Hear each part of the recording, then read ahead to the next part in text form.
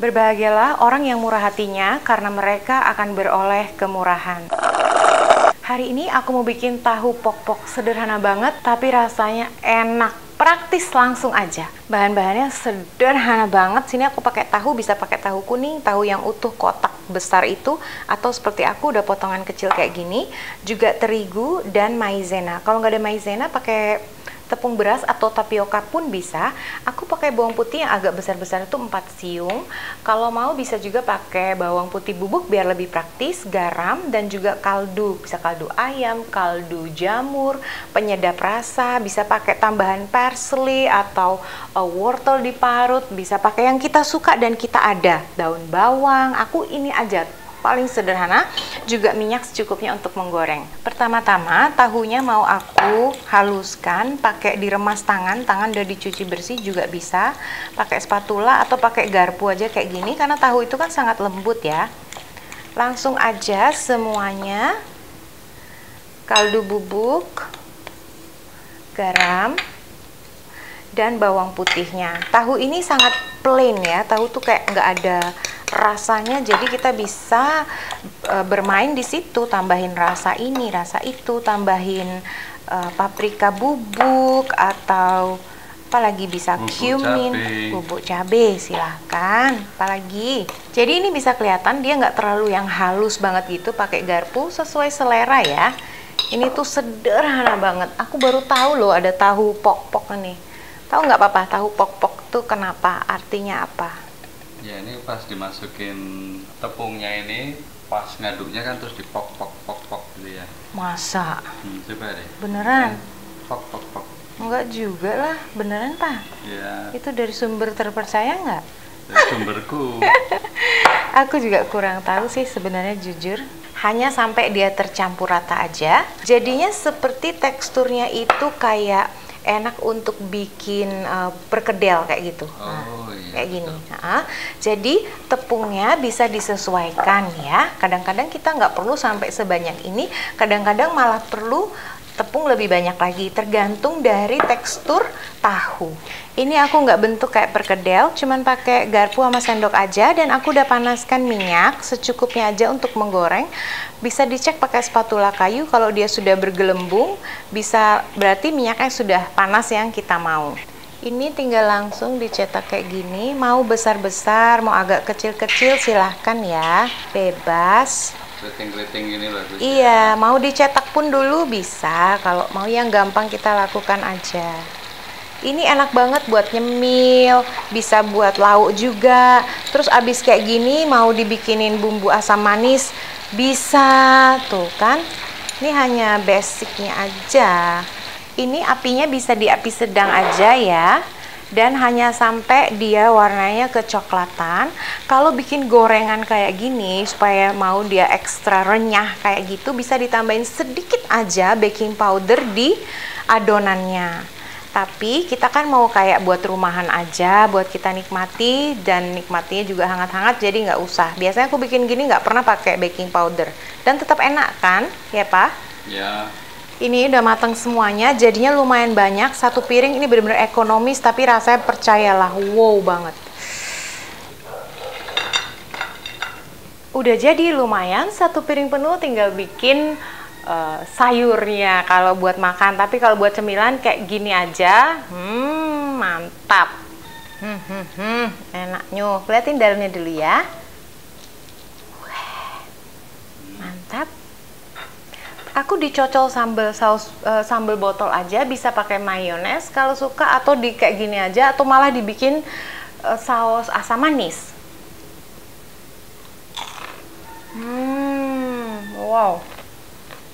Wow, enak banget, renyah, dalamnya lembut, ada tahunya. Terus nggak usah dibentuk-bentuk kayak bikin perkedel, sederhana banget. Cuman aku sempat googlein ya, kenapa namanya tahu pok-pok. Ini yang menciptakan, wow banget. Aku dapat resep ini dari Yummy App. Yummy App itu sangat membantu aku secara pribadi. Jadi teman-teman please, kalau Yummy App itu membantu aku yakin pasti juga membantu teman-teman. Cari resep yang sederhana, sesuai budget, semuanya ada di situ. Tinggal diinstal aja aplikasinya, dan itu semuanya gratis.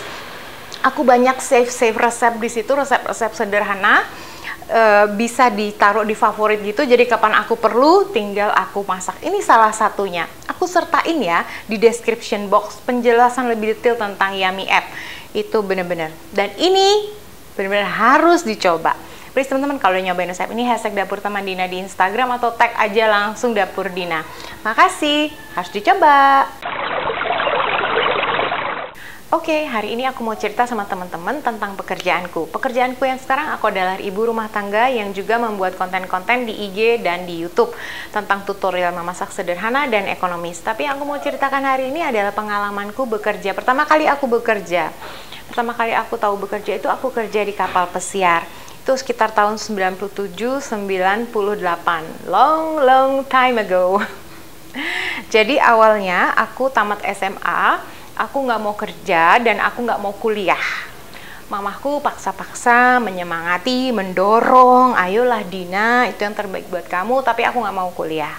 Dan saat itu Tante Diana dia sudah kerja di kapal. Jadi tanteku dan mamahku udah mungkin rembuk dia bagaimana saling tukar pikiran, pasti itu yang terbaik buat aku ke depannya, pastilah ya, namanya orang tua. Akhirnya mereka berdua itu mendorong aku, gimana caranya, menyemangati, ayolah sedikit dipaksa juga supaya aku kerja di kapal pesiar.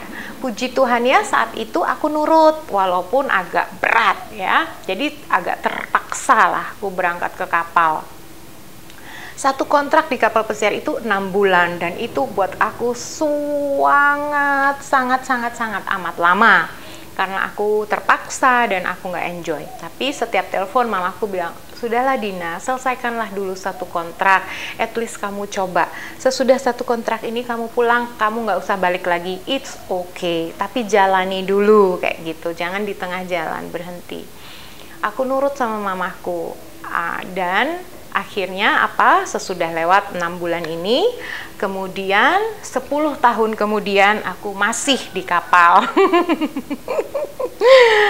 Puji nama Tuhan, berarti aku menikmati pekerjaanku, itu berkat luar biasa dari Tuhan. Ketika aku melihat ke belakang sekarang, aku melihat, wow, amazing. Tuhan luar biasa, Tuhan Yesus luar biasa. Ketika aku kerja di kapal itu nggak langsung, oke, kamu diterima berangkat kerja jebret gitu, nggak kayak gitu. Jadi kita berangkat dari Bali, dari CTI, perusahaannya itu namanya Carnival Cruise Line, home base-nya ada di Florida, di Miami. Jadi ketika aku berangkat ke sana, kita itu ditaruh namanya Carnival College. Jadi karena aku apply-nya di bar, jadi taruh di bar college. Jadi dia ada pastry college, bar college, dining room college, kayak gitu. Itu ditempatkannya, college-nya itu tempat kita belajar itu adalah di kapal. Jadi dia punya banyak sekali kapal, ada Sensation, Imagination, Jubilee, Holiday, Triumph, Destiny, banyak sekali dia punya kapal. Aku ditaruh di bar college itu waktu itu di kapal Ecstasy namanya. Apa yang diajarin di situ? Yang pertama itu safety training, karena kita tinggal di dalam kapal, di laut. Jadi kalau kita di darat, pas ada kebakaran, lari aja keluar. Tapi kalau kita di laut, di dalam kapal, kalau terjadi hal-hal yang tidak diinginkan, apa yang harus dilakukan? Kalau ada kebakaran atau apa tindakannya? Kita semua kru itu harus involve, harus take part di situ ya, ambil bagian di situ. Jadi yang pertama diajarin tuh safety training. Terus ada juga kita diajarin 7 steps of courtesy. Jadi diajarin juga tools and trade, apa aja peralatan yang ada di pekerjaan kita. Sesudah tamat, kita ditempatkan. Jadi kamu di kapal mana, mulailah kita kerja. Jadi nggak kaget, oh iya udah tahu, oh iya, oh gini, oh udah familiar ya. Kapalnya itu besar ya, pertama kali aku lihat tuh kayak wow, kayak gedung gitu, kayak gedung tinggi, besar, panjang. Ada belasan tingkat kayak gitu, dan kapasitas krunya tuh bisa sampai 1000-an lebih, kapasitas passengernya atau tamunya, guestnya itu bisa sampai 3000-an. Jadi kapal itu besar banget dan kita tinggal di dalam kapal itu. Kalau kita kerja, tinggalnya di situ. Banyak sekali ada barnya, jadi tidak membosankan karena schedule-nya tuh di rotate. ada namanya pool bar, itu yang di kolam berenang, ada sun deck, itu ada barnya juga paling atas tempat orang berjemur, ada show lounge, tempatnya nonton pesulap, penyanyi, hiburan kayak gitu, juga ada barnya. Terus di dining room, tempat restorannya juga ada barnya.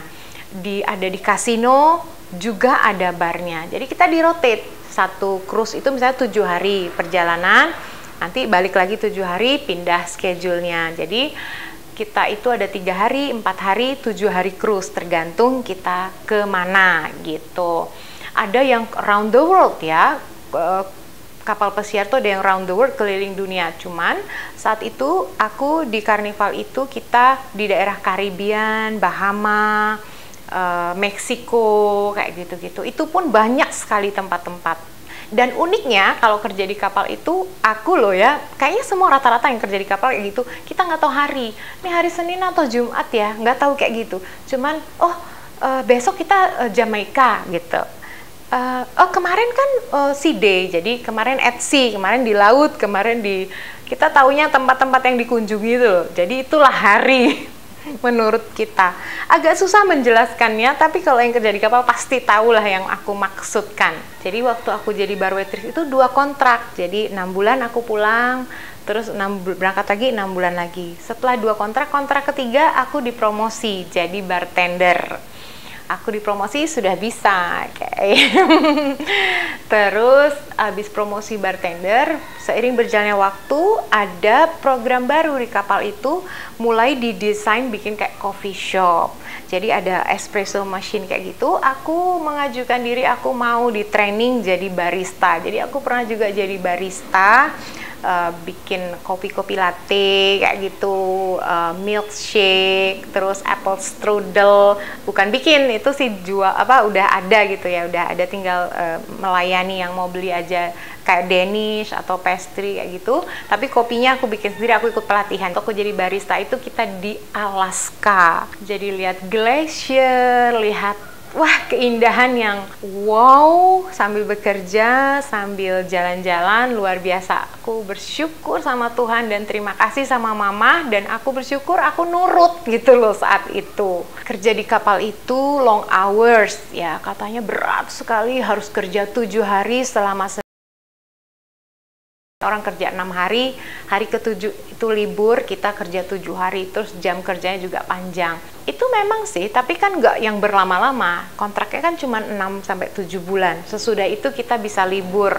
Libur itu 2 bulan, jadi 8 minggu bisa libur. Kita bisa pulang ke negara kita masing-masing, jadi menyenangkan. Saat itu aku enjoy, aku benar-benar enjoy, buktinya aku sampai 10 tahun melakukan hal itu. Dan kerjanya itu bukan yang melulu, yang kerja dari pagi sampai pagi, bukan kayak gitu. Jadi ada break time-nya, kayak aku kerja di bar. Misalnya aku kerjanya itu di dining room ya, di restorannya. Jadi restoran itu buka jam 6 sore. Jadi dari pagi sampai jam 6 sore itu break time aku. Aku nggak kerja dari pagi sampai jam 6 sore itu. Aku punya waktu senggang. Itu misalnya kita lagi, ini kerja dulu ya pengalamanku, kita di Jamaika gitu ya. Kita di Jamaika, ngeport nih, kapalnya bersandar di Jamaika. Tamu-tamu pada keluar mengunjungi seperti apa Jamaika.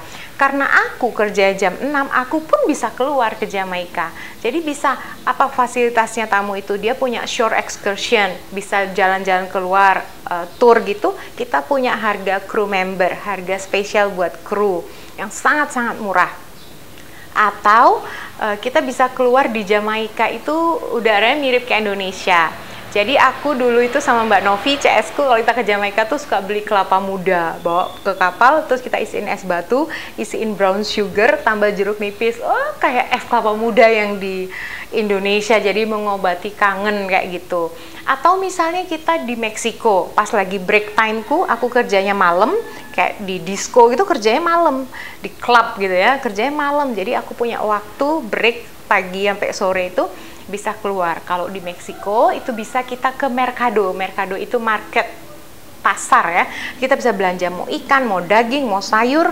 Terus kita bisa sewa kitchen di pasar itu banyak yang menyewakan dapur-dapur kecil. Kita bisa olah di situ, bisa bikin makanan kayak yang sesuai dengan lidah kita. Jadi bisa beli cabai. Di Meksiko tuh banyak cabai yang pedes-pedes, habanero, jalapeno yang kayak gitu-gitu. Jadi it was fun ya, menyenangkan sekali. Kalau kerja di kapal itu kita ketemu dengan banyak sekali nationality. Pekerja-pekerjanya itu dari banyak negara di dunia. Jadi ada orang Rumania, Kroasia, Ukraine, Lituania, Filipina, Indonesia, India, Bangladesh, Nepal, dari berbagai negara itu ada. Jadi kita saling menghormati karena berbeda-beda ya kebudayaannya itu tuh bener-bener, tapi di situ bener-bener ada aturannya itu jelas kayak gitu. Di situ tuh kita bener-bener dihargai ya. Jadi pernah ada kita 17 Agustusan, kita organize gitu ya orang-orang Indonesia, oh kita pengen ngerayain ini, oh kita harus lapor ke staff captain. Dari staff captain minta persetujuan dulu, terus ke captain, terus ada ini ya. Pertama dari head department masing-masing, kita dari F&B department kita mau adain ini karena kita orang-orang Indonesia merayakan hari kemerdekaan. Oh silahkan mau pakai yang mana ruangannya kayak gitu. Kita pakai staff mess. Oke, staff mess itu kosong, tempat makannya staff gitu kosong sekitar jam sekian. Silahkan dipakai. Kita bisa bikin nasi kuning, boleh bikin di galley. Galley itu namanya dapurnya di kapal itu di galley. Kita bikin nasi kuning, wah itu bikin lomba-lomba. Kita menyanyi Indonesia Raya, mereka menghormati loh. Bahkan ada beberapa head departemen juga yang datang. Bahkan galungan boleh bikin kayak penjor gitu, taruh di depan staff mess. Benar-benar saling toleransi, menghargai karena aturannya jelas. Jadi kita itu get along very well. Di kapal itu kan aku dulu berangkatnya aku cuman tamat SMA ya kan, yang aku juga nggak punya pengalaman, aku nggak pernah kerja di Bali, nggak pernah kerja, tiba-tiba aku kerja di kapal. Sedangkan teman-teman yang berangkat sama aku tuh udah biasa gitu loh, kerja di hotel, malah hotel berbintang, aku yang kayak kargo. Tapi di kapal itu ada namanya crew training center. Jadi supaya nggak kagok kita taruh di college dulu, habis itu kita penyesuaian. Terus ada namanya crew training center CTC. Jadi kita mau belajar apa aja bisa di situ, ada yang ngajarin. Jadi kayak aku belajar ngetik bisa, belajar bahasa bisa, belajar komputer bisa, banyak sekali. Dan di situ banyak buku-buku. Kita mau belajar, mau baca novel, bisa, semuanya ada di situ. Di kapal itu kita dapat cabin itu satu cabin itu berdua, jadi satu kamar berdua, biasanya dari departemen yang sama kayak gitu. Jadi roommateku tuh pernah dapat orang Kroasia, aku pernah tinggal sama orang Kroasia satu kamar, pernah sama orang Filipina yang satu departemen, aku di F&B dan di bar lebih spesifik lagi. Ada laundry, kita bisa nyuci baju sendiri. Jadi kalau di situ nyuci baju itu nyuci terus langsung kering, ada pengeringnya, langsung keluar itu kayak panas, kayak habis dijemur, langsung kering. Jadi nyuci baju kotor basah semua keluarnya kering. Kita lakukan sendiri pakai koin. Itu murah waktu itu tuh, semuanya buat kru itu dimudahkan gitu. Segitu aja pengalamanku kerja di kapal, lumayan panjang karena memang 10 tahun loh. Masih banyak lagi yang aku pengen ceritain sebenarnya, tapi aku takut teman-teman juga bosen ya kan. Jadi segitu aja, terima kasih banyak teman-teman yang sudah meluangkan waktunya hari ini bersama aku, mendengarkan semua ceritaku. Terima kasih. Kalau teman-teman suka bisa klik tombol like. Kalau teman-teman mau komentar, silahkan di kolom komentar di bawah video ini. Terima kasih banyak teman-teman. Sampai ketemu di video-video aku selanjutnya. Rendah diri, jangan. Rendah hati, harus.